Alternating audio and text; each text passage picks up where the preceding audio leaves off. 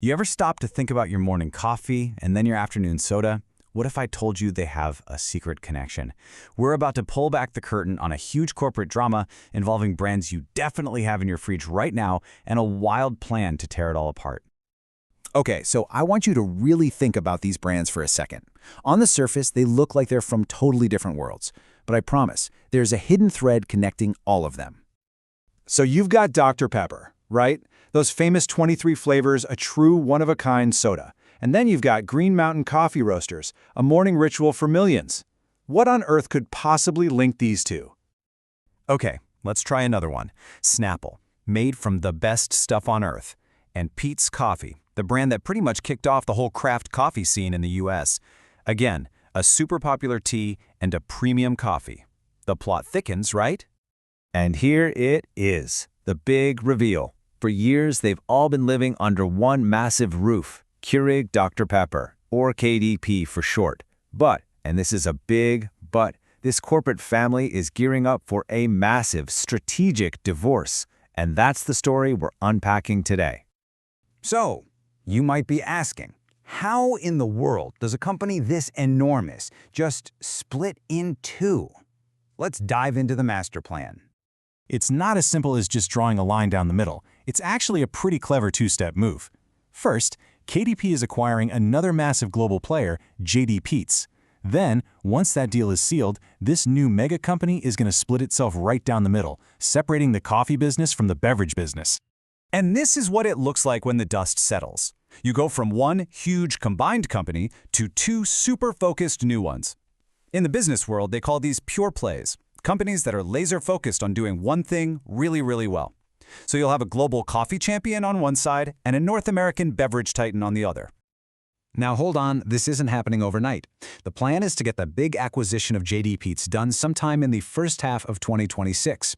From there, the goal is to have everything ready for the final separation by the end of that same year. Okay, which brings us to the billion-dollar question. Why? Why go through all this corporate gymnastics? What is the real strategy behind blowing up a company that seems so successful?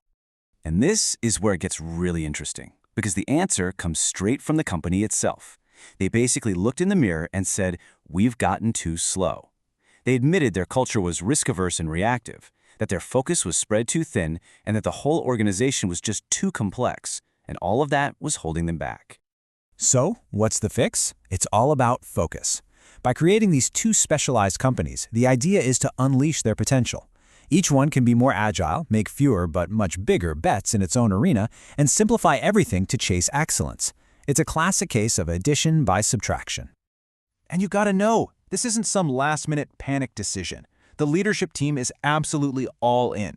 This quote from the board says it all. They have total conviction that this is the right path for the future.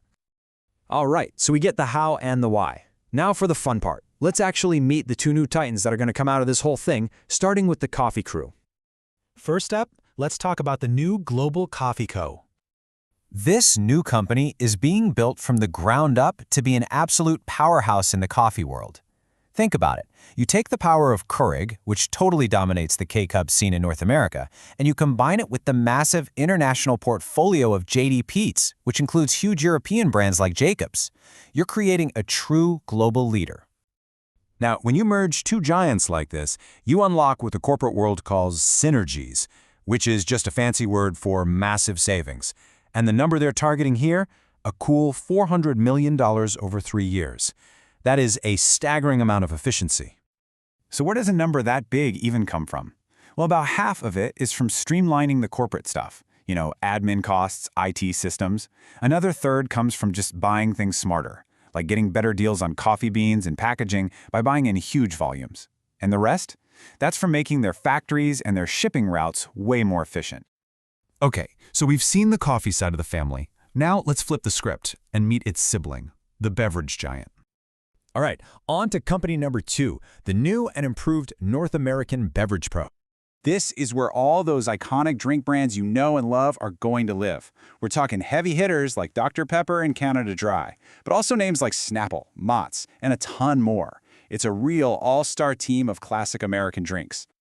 But this company has a secret weapon, and it is a huge deal. It's their direct store delivery network. What that means is they have their own fleet of trucks, their own people putting their drinks on the shelves of 180,000 stores. This is a game changer. It gives them insane control over what's on the shelf, how it's promoted, and making sure it never runs out. Not many companies have that kind of power. Okay, so we've talked strategy, synergies, and all this high-level corporate chess. But what does it actually mean for you, the person who just wants a good cup of coffee or a cold drink? Why should you care? It all boils down to this one big bet. They are betting that two focused, specialized companies can run faster, think smarter, and create more exciting new products for you than one big, kinda clumsy giant that's trying to do everything at once. And that leaves us with the big question mark hanging over this whole thing. Will this divided house actually make your drinks better? Are we going to see a bolder brew in our coffee cup? A fizzier, more innovative soda in our glass? Well, only time will tell.